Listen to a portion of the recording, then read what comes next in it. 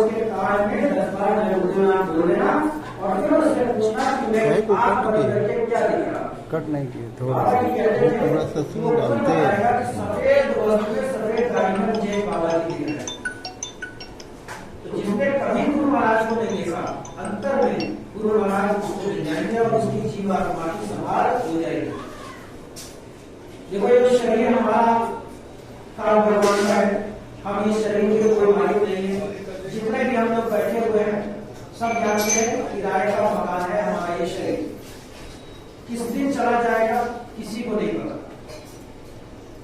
अगर हमारा कहीं एक्सीडेंट हो जाता है, अभी एक एक्सीडेंट राजस्थान में बहुत ही भयानक हुआ। 7 दूर भाई, इनके साथ राजस्थान के जो अध्यक्ष हैं वो भी बैठे हुए थे गाड़ी में और कार से पूज्य महाराज जी का सत्संग सुनने जो महाराज जी राजस्थान में ही मौजूद थे। जिस जगह पे एक्सीडेंट हुआ महाराज जी का सत्संग 50 किलोमीटर की दूरी पर चल रहा है और जहाजपुर संगत की वो गाड़ी 7 में 7 प्रेमी जिसमें 4 वृद्ध और 3 अपने नौजवान, वो गाड़ी 4-5 बार पलटा खाई, पेड़ से टकराई, दीवार से टकराई और गाड़ी की बैटरी में आग लग गई। अंदर उपस्थित 7 प्रेमी बेहोश हो चुके थे और गाड़ी में आग लग चुकी थी। तो गुरु महाराज इस तरह संभाल करते इस 7 के साथ प्रेमी सुरक्षित। पहली चीज, किसी के भी प्राण नहीं गए, सबके हाथ पैरों में थोड़े थोड़े फ्रैक्चर है और कुछ नहीं। ये शरीर हमारा काल भगवान का दिया हुआ, इसमें चोट लग सकती है। जीवात्मा की संभाल करने की गारंटी गुरु महाराज ने दिया। किसी की भी जीवात्मा तो कुछ नहीं है। जीवात्माओं की संभाल आपके में करेगी। सांसों की आप अगर नाम, ये नाम जब आप करते हो ना, अपना सांस अगर आप उसके नाम में लगाओगे तो आप उस सांसों की रखवाली को परमिता अवश्य करेंगे। गाड़ी पूरी तरीके से चलना शुरू हो गई, उसमें कुछ नहीं करता। वो महाराज जी सत्संग का खत्म करके कभी का हालचाल लेकर हॉस्पिटल आया और हम भी गए थे 4 अगस्त को राजस्थान में उन्हीं प्रेमियों को देखने के लिए। तो हमारा ये शरीर चोट खा सकता, गंभीर रूप से हम घायल हो सकते, लेकिन हमारे शरीर की संभाल वो नहीं करेंगे, लेकिन जीवात्मा की संभाल और अपनी दया का प्रकाश वो आपका परमिता वो गुरुनाथ करेंगे और बार करेंगे। आप जब भी किसी मुसीबत का करना, ये नाम जय गुरुदेव नाम, इस नाम को मत भूलना। ये साधारण इंसान का नाम नहीं है। जैसे त्रेता में एक नाम था जय श्री राम, ये नाम जगाकर देता है। द्वापर में आ गया कृष्ण का, तो जय श्री कृष्ण के द्वापर में चला और कलयुग में कोई भी देवी देवता नहीं है। कलयुग में सत्यों का आगमन हुआ। पहले तो कबीरदास जी, लेकिन उन्होंने ये नाम थोड़ा कम लोगों को दिया। उसके बाद अन्य और साधु बताए और फिर हमारे पंच बाबाचार्य गुरुदेव महाराज ने वो ऐसे सब करते हुए उन्होंने लाउड स्पीकर बड़े बड़े लगा के नाम की दौलत करने लगा दिया। कबीरदास जी के जितने भी नामधारी हैं आज की डेट में सब अपना समय पूरा करके चले गए लोग। आज के समय में कोई ऐसा नहीं लगा कि मुझे कबीरदास जी से नाम दिया, कोई चीज नहीं। लेकिन सरस्वती बाबा गुरुदेव जी महाराज से जिन लोगों ने भी नाम दिया वो भी बहुत लोग और अभी उन्हीं के निज स्वरूप में पूज्य महाराज जी बराबर आपके आइए इधर आइए। गुरु महाराज ने आदेश दिया था टाट पहनने का, जिस तरह टाट पहनने का आदेश हुआ। टाट महोत्सव जब रहे हैं, एक कपड़ा होगा जो धोए की तरह होगा। अगर आपने उसको धोए में फैला दिया तो उसका पानी की जल्दी सोखता नहीं। तो गुरु महाराज के आदेश पे बहुत लोगों ने कहना, और वो केवल एक ही बार आदेश हुआ, एक ही दिन आदेश हुआ और बहुत लोगों ने शौचालय में खड़े किया। 2-3 घंटे बाद जब गर्म लगी या जब खुजली होना शुरू हुई तो उतारने का मन हुआ, लेकिन गुरु महाराज का दूसरा आदेश ये था कि जो भी टाट उतार दे उस पर कभी भरोसा मत करना। तो यहाँ गाड़ी फंस गई। जिन्होंने चौकिया पहन लिया था, अब ससुराल कैसे जाए, दफ्तर कैसे जाए, शादी बारात में कैसे जाए, समाज में कैसे निकले। लेकिन जिन्होंने भी गुरु की आज्ञा को मान के आज तक वो टाट पहन के रखा, उनकी भक्ति और उनके भाव हमेशा अनन्य रही। उनका हमेशा सारा सत्कार करना, क्योंकि उन जैसी भक्ति आज के समय में शायद आप लोग ना कर पाए। जिस तरह रामायण में भक्ति हमें सबरी की देखी गई, उसी तरह ये जगदेव संदर्भ में जितने टाटधारी हैं उनकी भक्ति अपने गुरु के प्रति वैसी हमें देखने को मिली। आज तो बहुत ही चंद रह गए टाट वाले, लेकिन जितने रह गए वो आज भी हमें बताते हैं कि किस तरह गुरु महाराज ने 4 रोटी लेके आते थे 4 घर से और पानी में डुबो के खा लेते थे। कभी सूखी रोटी खा ली, कभी खाली पेट भी सो गए। किस लिए? ताकि वो इस समाज में आ करके वचनों को बता करके और अपनी मृदवाणी भाषा से हमारी आपकी जीवात्मा की संभाल और कल्याण कर सके। 2 तरीके के संत होते हैं, गुप्त संत और प्रकट संत। गुप्त संत बोलते जो समाज में आते ही नहीं और ना ही आपको सत्संग देंगे। जैसे प्रेमी करते हैं पूज्य दादाजी महाराज, उन्होंने कभी सत्संग नहीं किया। वो जीवात्मा का कल्याण करते, जीवात्मा को जगा देते, लेकिन सत्संग नहीं करते। तो वो पूर्ण रूप से रहते और गृहस्थ आश्रम में रहते, परिवार में रहते। परम संत बाबा जगदेव जी महाराज आपकी जीवात्मा को भी पूज्य दादाजी महाराज ने जगाया और फिर आप समाज में आकर के हमारे आप लोगों के बीच में आके हमारी आपकी जीवात्मा को जगाया। तो आप हुए प्रकट संत, दादाजी महाराज गुप्त संत और आप पूज्य स्वामी जी महाराज प्रकट संत। प्रकट संत का काम यही होता कि हमारे बीच में आके सत्संग दे करके हमारे समाज का कल्याण करें। स्वामी जी महाराज ने नशा मुक्ति और मांस न खाने का प्रण हम आप सभी को दिलाया। शाकाहारी और सदाचारी। शाकाहारी रहना बड़ा आसान है, मांस मदिरा कोई भी गलत खान पान, कोई भी गलत सेवन नहीं करना। लिखा गया तिल भर मछली खाई के कोट करो दान, काशी करवट जावरे निश्चय नर्क निदान। अगर आपने एक तिल भर मछली को खाया है तो आप चाहे काशी में अपना सर पत्थर में पटक के अपने प्राण गवा दो, लेकिन आपको कभी उसी योनि में जाना पड़ेगा।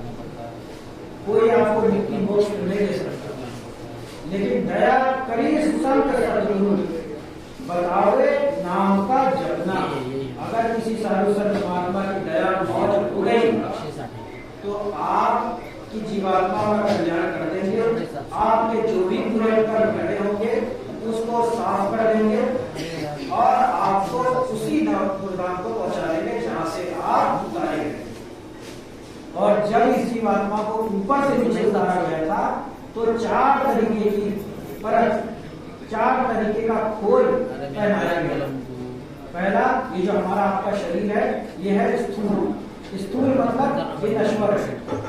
स्थूल के बाद आपका आया कारण, उसके बाद आया आपका लिंग शरीर और उसके बाद आया सूक्ष्म शरीर।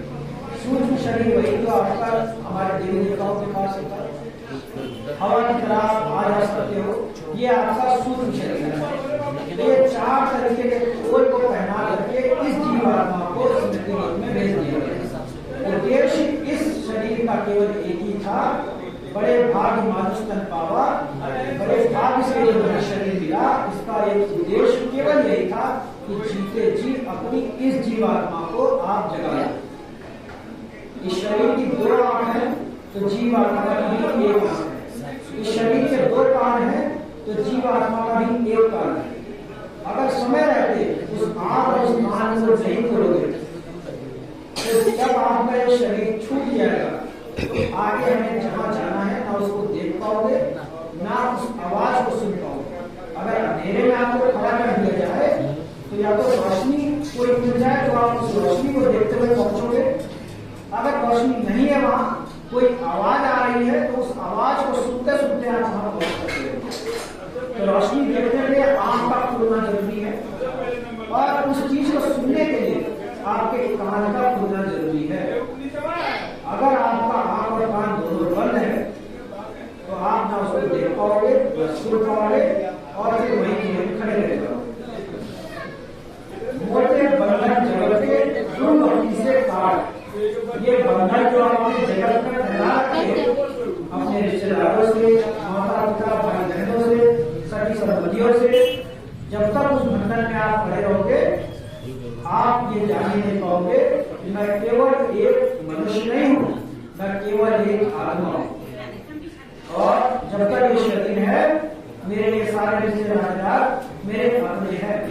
जिस दिन मेरा शरीर छूटेगा, मेरा कोई रिश्तेदार मेरे ही शरीर को एक दिन से ज्यादा अपने घर में नहीं रखेगा, और धीरे धीरे मेरा शमशान भूमि पे छोड़ देगा, और आगे का जो भी काम होता है वो कर देंगे। दूसरा सफर यहाँ तो शरीर के साथ ही हुआ, दूसरा सफर आत्मा के साथ क्या होता है आप वो सोचो। धर्मराज की कचहरी में इस आत्मा को पेश कर दिया जाएगा। पलक झपकते ही अच्छे बुरे कर्मों का हिसाब हो जाएगा। अगर अच्छे कर्म थे तो स्वर्ग वैकुंठ में तुम्हारी जीवात्मा को डाल दिया जाएगा। अगर बुरे कर्म थे तो वही 4-5-84 लाख योनियां अंदर उपज स्थावर उसी में डाल दिया जाएगा, और उसके बाद तुम्हारी जीवात्मा उसमें भटका आती रहेगी। और आखिरी योनि गाय और बैल की होगी, जिसमें गाय स्त्री का रूप और बैल पुरुष का रूप लेकर के वापस आप इसी मृत्यु लोक में आ जाओगे। जैसे अभी थोड़ी देर पहले बताया कि बार बार आप इसी मृत्यु लोक में आते रहोगे, और वो चक्री आपकी बार बार चलती रहेगी। तो जब आप उससे परे होना चाहो, अगर उससे आप हटना चाहो, तो साधु संत मानना, सच्चे गुरु की तलाश करो। और सच्चा गुरु कैसे आप पहचानोगे? जिसके पास पूर्ण रूप से ज्ञान हो, और जो वो ये खुद बोले कि मैं आपका अंत तक साथ दूंगा। ऐसा गुरु मत करना अंधा गुरु और बहरा चेला और दोनों ऐसा सच्चा सदगुरु का तलाश करो, खोज करो, जो आपको नाम की दौलत दे, और फिर उसी नाम का जाप करके अपनी इस जीवात्मा को आप जगा लो। और एक बार आपकी जीवात्मा यहाँ से जग के उस लोग चली गई, तो ना कोई गुरु ना कोई चेला, और सब में डूबे एक अकेला। मौत जब आती है तो बहुत ही पीड़ा होती है। लिखा गया जैसे मादा बिच्छू होती है, हमने बिच्छू को देखा कि मादा बिच्छू जो होती है उसके अपने ही बच्चे जब अंडे से निकलते हैं तो माँ की पीठ पे अंडे से निकल के वो सारे बच्चे चढ़ जाते हैं, और फिर उसी का मांस खाते रहते हैं। और मांस तब तक खाते हैं जब तक उसकी माँ का शरीर में केवल वो कंकाल न बचा। और मादा बिच्छू तड़पती रहती है, लेकिन वो करे क्या?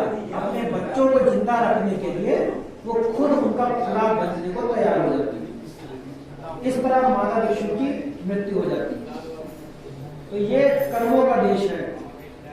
आप जैसा कर्म आज करोगे, आपके बच्चे कल वही कर्म आपके साथ कर देंगे। इस मृत्यु लोक में जब कृष्ण भगवान नहीं बच पाए, त्रेता में उन्होंने बाली को बाढ़ मारा था, द्वापर में वही बाली बहरिया बन के आ गया, और कृष्ण भगवान के पैर में कमल चमकता था। हिरण की आंख समझ के बहरिया ने तीर मारा, और जब पास जाके देखा कि हाँ हमने कृष्ण को मार दिया, अफसोस करके रखे, तब कृष्ण भगवान ने बोला कि तुम्हारी इसमें कोई गलती नहीं, कर्म राम कर्मों का देश है। जो जैसा करे, जो जैसा करेगा वो वैसा ही करेगा। इसके बाद महाभारत में भी हमने ये चीज देखी कि द्रोणाचार्य को ये बरदान था कि जब वो शस्त्र उठाएंगे तो पूरे विश्व में उनको कोई परास्त नहीं कर सकता। कृष्ण भगवान को ये मालूम था, तो कृष्ण भगवान ने ये लीला करी। उन्होंने पांडव को एक संकेत दिया कि कह दो अश्वत्थामा मर गया, अश्वत्थामा जो उनको पुत्र के ही रूप में प्रतीक में आए थे। तो चारों ने बोला कि अगर हम बोलेंगे तो हमारी बात पे कोई विश्वास नहीं करेगा। तो बोला गया युधिष्ठिर जी से, क्योंकि युधिष्ठिर कभी झूठ नहीं बोलते थे। युधिष्ठिर ने कृष्ण के कहने पे बोल दिया कि अश्वत्थामा मर गया और उसके बाद शंख बजा दिया गया। द्रोणाचार्य को जब एक खबर लगी तो असहाय होकर वो जमीन पे बैठ गए और उसी वक्त उनका सर जो है कलम कर दिया गया। और केवल इसी एक झूठ के लिए युधिष्ठिर को नरक जाना पड़ा। उन्हें स्वर्ग और वैकुंठ सारी जीवन उन्होंने सच बोला, लेकिन एक झूठ बोल के उन्हें स्वर्ग और वैकुंठ जाने को नहीं मिला। और हम आप लोग न जाने कितना झूठ हम लोग बोल देते हैं। आधा तो हमारा मोबाइल ही हमसे झूठ बुलवा देता है।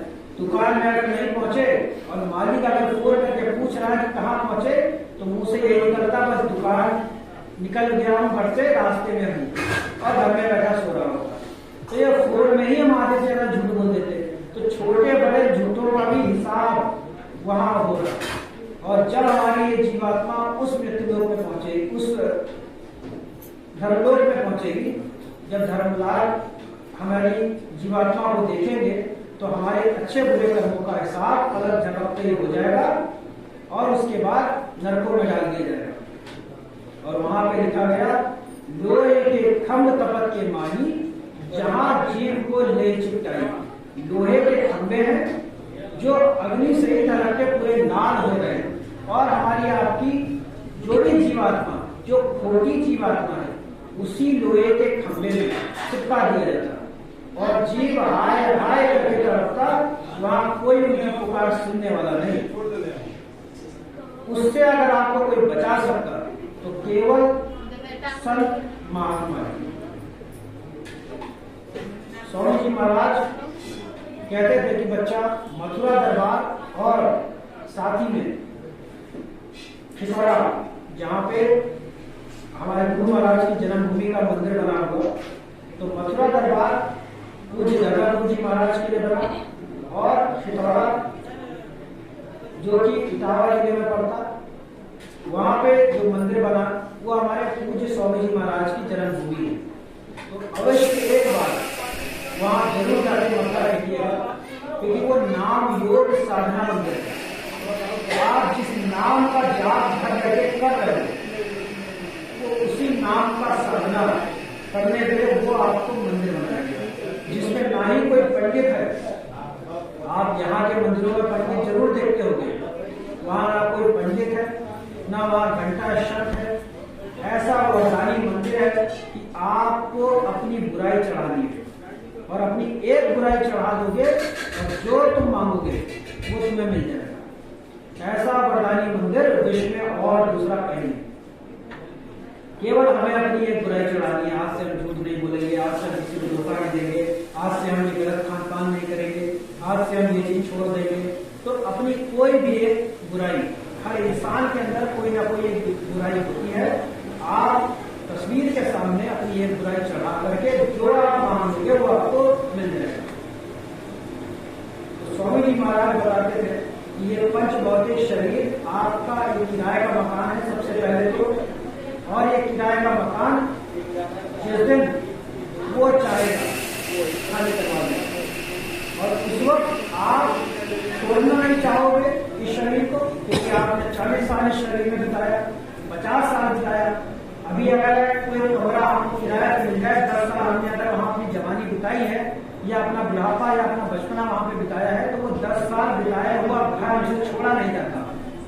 तो ये 50 साल 60 साल बिताया इस शरीर में, ये शरीर भी हमसे छोड़ा नहीं जाएगा, लेकिन वो रहने भी नहीं देगा। आप छोड़ना नहीं चाहोगे, वो रहने नहीं देगा। और उसके बाद मार के जबरदस्ती आपकी जीवात्मा का जो जोर है, जिससे आपकी जीवात्मा आपके शरीर से जुड़ा हुआ है, वो काट दी जाएगी डोर, और डोर कटते ही आपकी ये जीवात्मा शरीर से बाहर हो जाएगी।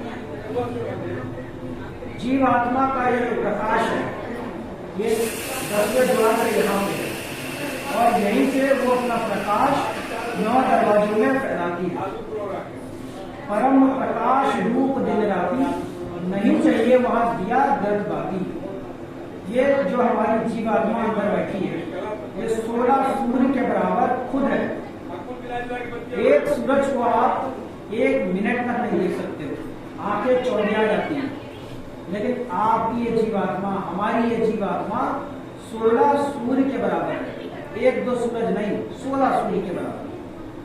और 16 सूर्य के बराबर जीवात्मा आपकी, उसके बाद भी हम उन देवी देवताओं को पूज रहे हैं जो मुक्ति और मोक्ष नहीं दे सकते। ये हमारे आपके राम जी ने ही बोला सबरी को कि अगर आप मुक्ति मोक्ष मुझसे मांग रही हो, हे माँ, मैं मुक्ति मोक्ष आपको नहीं दे सकता। मुक्ति तो है संतों की दासी और पड़ी रहने दो चरणों के पास। अगर आपको मुक्ति और मोक्ष चाहिए, अगर आपका ये जीवात्मा आपको इससे कल्याण कराना है, उस धाम को जाना है, तो आप संतों की ही संगत करो। प्रथम भक्ति संतन कर संगा, दूसरी रथ मम कथा प्रसंगा। ये जो कथा वथा हम लोग घर में करवाते हैं, ये सब बाद में। अगर उस परमात्मा को सच्चे दिल से चाहते और पाना चाहते हो, तो आप सबसे पहले अपने आप को एक सच्चे गुरु की तलाश करो, सच्चे दरबार की खोज करो। जब दरबार सच्चा, गुरु सच्चा, बताया हुआ मार्ग सच्चा होगा, तो अंदर जो जीवात्मा सच्ची बैठी है, सूरत ने जब धुन को पकड़ा, आसमां पे चढ़ गई, अब ना कोई घबरा। जो अभी थोड़ी देर पहले बताया, आपकी जीवात्मा जब उस डोर को एक बार पकड़ लेगी, तो वो ऊपर और चलती चली जाएगी, और फिर जहां जिस लोक से उतारा गया, उसी लोक में आ जाओगे। गुरु महाराज बताते थे कि कस्तूरी कुंडल बसे, रास्ता ढूंढे बन माही, मेरा सतगुरु मुझ में बसे, ये दुनिया जानत नहीं। कस्तूरी मणि हिरण की नाभि में मौजूद होती है, और हिरण को इसका ज्ञान नहीं है। पूरी जिंदगी हिरण जो है वनों में घूमता रहता है, जंगलों में भटकता रहता है, और एक समय ऐसा आता कि किसी शिकारी के सामने आ जाता, और शिकारी उस हिरण को शिकार करके मार देता, और वो मणि निकल जाती जो उसके किसी काम की नहीं।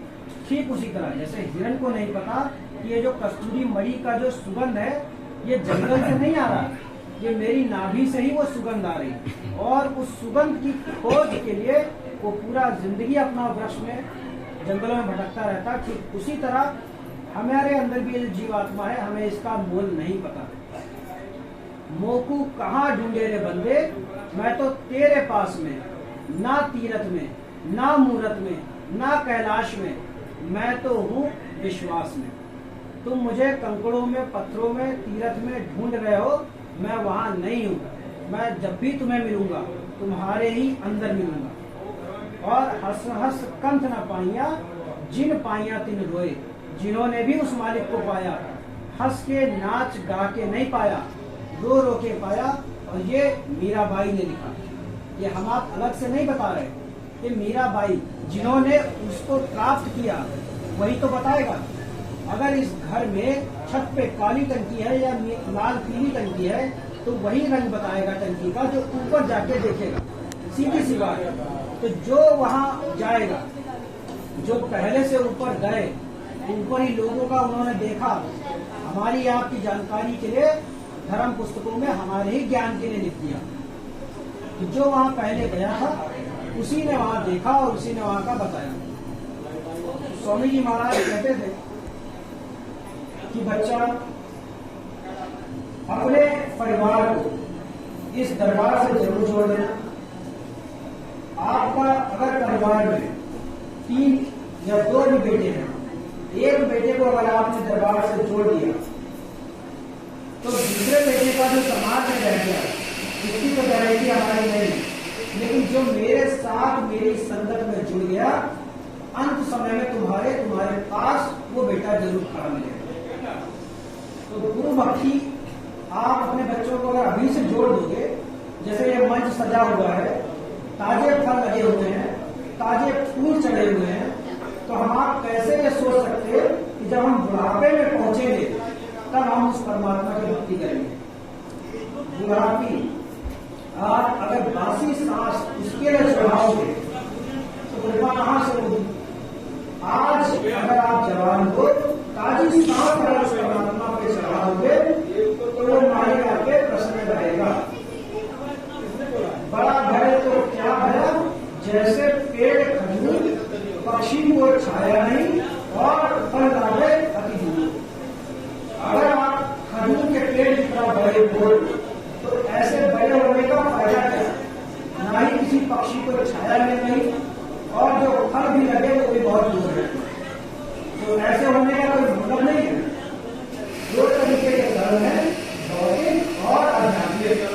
हमारा अध्यात्म उसी से निकला, हमारे भौतिक कर्मों से, लेकिन हमारा घर भी भौतिक कर्मों से ही चल रहा। किसी का घर दुकान दफ्तर से चल रहा, किसी का नौकरी से चल रहा, किसी का खेती किसानी से चल रहा, सबका अपना अपना एक रोजगार है। तो साधु संत महात्मा रोजगार नहीं छोड़ाने आते, देवी देवताओं से अलग करने नहीं आते। साधु संत महात्मा केवल आपसे थोड़ा सा समय चाहते हैं, और वो समय आपको सच्चा जो मार्ग बताया उसमें लगाना है। किसी तीरथ में जाके नहीं लगाना, तीरथ में लगाते रहोगे भटकते रहोगे। वैकुंठ स्वर्ग या उसके ऊपर अगर आपको जाना है वो तभी मिलेगा जब आपकी इस जीवात्मा को मोक्ष की प्राप्ति होगी। और मुक्ति और मोक्ष देने के लिए और उस धाम की महिमा को बताने के लिए, तुम्हारी जीवात्मा को जगाने के लिए वो साधु संत महात्मा जो सच्चे दरबार से आते, उस सचखंड को छोड़ के आते, तुम्हारे ही लिए आते। दया करी संत सतगुरु बतावे नाम का जपना। जब तक वो नाम की दौलत तुम्हें नहीं देंगे और उस नाम का सुमिरन भजन ध्यान तुम नहीं करोगे, तुम्हारी ये जीवात्मा का कल्याण नहीं हो पाएगा। बहुत लोग ये सोचते, नए लोगों की बात बता रहा हूं, कि हम दर्शन करके आ गए, सत्संग भी हमने एक बार में सुन लिया, नामदान भी हमने ले लिया, लेकिन एक बार में वो नहीं मिलेगा। ना नामदान आपको एक बार में समझ में आएगा, ना सत्संग के वचनों को आपको एक बार में समझ में आएगा, और दर्शन एक बार करने से मन को ठंडक तन को ठंडक मिल जाएगी। लेकिन आप अगर ये सोच रहे हो कि साधु संत महात्मा का दर्शन नहीं करेंगे आप मेरा कल्याण हो जाएगा, तो नहीं हो सकता। तन दुखी मन दुखी और दुखी धन को दास। अब ये तीनों अगर दुखी हैं तो सच्चा कौन है, तो सुखी कौन है? सुखी वही जो है संत का दास है। हमारा ये तन जिसके लिए हम रात और दिन भाग रहे हैं, आखिर में इसको सुख की प्राप्ति हो जाए, बस इसलिए हम जो है भौतिक कर्मों में पड़े हुए। लेकिन अंत समय में यानी कि बुढ़ापे में अगर हमें सुख की प्राप्ति नहीं हुई तो उसका कारण भी यही भौतिक क्रियाएं हैं कि हम आध्यात्म की तरफ बढ़े नहीं, और उसके बाद आज हमें ये वक्त देखने को मिल रहा। आज ये सत्संग का जो कार्यक्रम रखा गया रविंद्र जी के कराए 4 तारीख को 4 सितंबर 2023 को राष्ट्रीय उपदेशक माननीय श्री सतीश जी हमारे पुणे यहाँ पे आ रहे हैं, और उन्हीं के प्रांगण में, उनके आह्वान के प्रांगण में ये सत्संग, ये मीटिंग आज यहाँ पे रखी गई। हम सत्संग के वचनों को, अपनी वाणी को यहीं पे विराम देंगे, और हमारे अध्यक्ष जी हम आपसे निवेदन करेंगे कि मीटिंग जो 4 तारीख के लिए रखी गई है उसके प्रांगण में आप भी 2 शब्द बोल दीजिए कि कैसे वो आएंगे, कहाँ पे आएंगे, किस तारीख को आएंगे, और कैसे उनका स्वागत स्वीकार करना है। और पुणे संगम के सुबह आपके मेरे आवास पे राष्ट्रीय उपदेशक जी का ये कार्यक्रम रखा गया है। समय और तारीख 4 तारीख, समय आपका 12 बजे है, लेकिन अगर 12 बजे रखा गया समय तो याद रखिए 12 बजे का मतलब 12 बजे, इस तरह नहीं जैसे आज हो गया। 4 बजे रखा गया और 6 बजे शुरू हुआ। शिष्टाचार किसी को कहा गया, सदाचार किसी को कहा गया। हम आप सब शाकाहारी, लेकिन शाकाहारी और सदाचारी दोनों में जोड़ रहा है। अगर हम समय से कोई चीज नहीं करेंगे तो वो दया 4 बजे की बनी हुई, वो 6 बजे पता नहीं वो दया हो कि ना हो। जो समय रख दिया जाए, हम हाथ जोड़ के निवेदन करेंगे, उसी समय पे पहुंचेगा। आप